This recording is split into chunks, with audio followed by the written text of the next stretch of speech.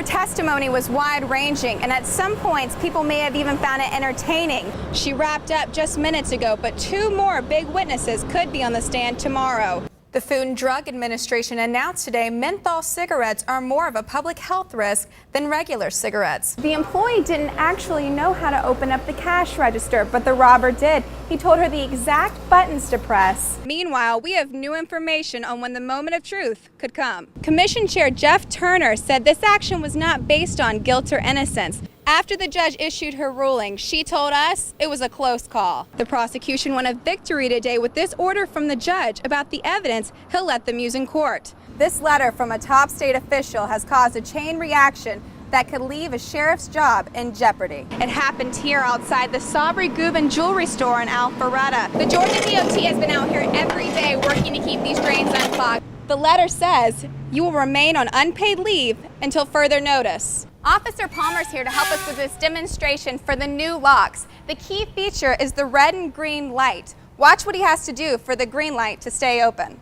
No, you can't pop out the new locks. Jail insiders call it popping a lock when an inmate picks the lock to their cell door, a long-standing problem in the Fulton County Jail. But Chief Jailer Colonel Mark Adger says they finally found their solution. We have a group of test locks that we installed a year ago today. It's their first birthday of being used. And since we've had these locks in place, no one has been able to pop out of those cells.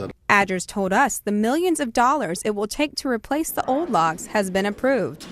A key feature of the new locks: once the green light is on, the inmate is secure.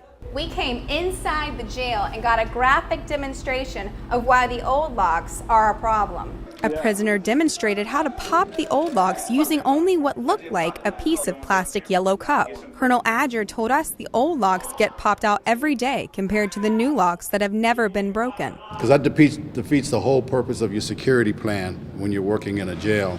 Officers and inmates say the old locks pose a threat to everyone in jail. Inmate Tyrone Cobert says the new locks are foolproof, which makes him feel a lot safer. Like, say if you got beef with somebody in the dorm or something like that, or with another group or whatnot, they can't get to you. Colonel Adger says he hopes to have the new locks on all 1,310 cells by the end of March. It's a solution, and it's going to be a solution from this point until the building is no longer in use. One officer said they took 2 of their best escape artists and put them in a cell with the new lock. The end result, they couldn't beat it. Reporting in Fulton County, Margaret-Ann Carter, Channel 2 Action News.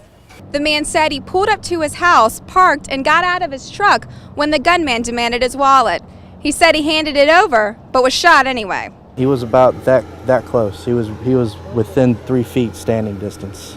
Bobby Swanger says that's how close he came to a gunman in his own driveway last Friday. The 25-year-old had just returned home from an overnight security job. As soon as he got out of his truck, the man was there. And last thing I remember, I reached from one, my head into my hand, and all the next thing I remember was being shot. He says the first shot hit his neck. Here. As he was running into his home, a second shot rang out. Gwinnett County Police say what happened to Swanger was the most violent in a series of armed robberies. We have this particular suspect as a suspect in as many as 20 cases. Investigators say DeMarcus Morris was preying on people in the early morning hours, an odd time for robberies to occur. He would approach people outside, usually as they got out of a car or either came out of or approached a home. The 19-year-old suspect is charged with 14 counts armed robbery within just 6 days. Gwinnett County Officer Jeff Smith told us more could be on the way. As an Army reservist, Swanger told us he never thought he'd be shot just feet from his own front door. Reporting in Gwinnett County, Margaret-Ann Carter, Channel 2 Action News. 78-year-old Eleanor Alexander has been missing for 3 days now. As you can see behind me, the family is wrapping up for the night, but they vow to be out here tomorrow and the next day and the next until they find her. Coweta County police are still looking for missing woman Eleanor Alexander. The 78-year-old woman is believed to have dementia and was last seen Saturday around 1:30 a.m. wandering the street looking into construction barrels. There's been some really incredible and amazing people who have come forward and been willing to help us out with this. Becky Alexander, the daughter-in-law of the missing woman, told us she and her family are not giving up anytime soon. We're figuring out where we need to look, what haven't we looked at, were we thorough enough in these areas, what do we need to do next. Other volunteers and search teams scoured the thick woods of Coweta County looking for the missing woman. With still no leads and no sign of Alexander, the family is remaining positive, at least to us. We are going to find her tomorrow if we don't find her tonight.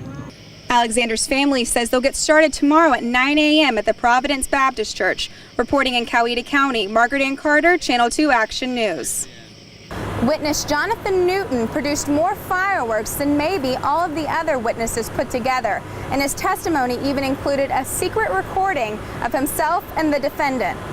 Emotions ran high for former Clayton County Sheriff's Office employee Jonathan Newton as he took the stand against defendant Victor Hill. At times, he even seemed to be a challenge for Hill's defense lawyer, Steve Fry. Because you're waiting on this meal ticket right here. This is no meal ticket, sir. This has cost me employment since May the 20th of 2011. It's costed me a whole bunch of other stuff than $36,000. Newton revealed to the courtroom he recorded a phone call between himself and the sheriff back in 2008. That phone call was played for us. Ain't no hard feelings. Let's get this book done. There was going to be no way to prove what I was being ordered to do unless I got it documented some kind of way. Everybody's got it from my head.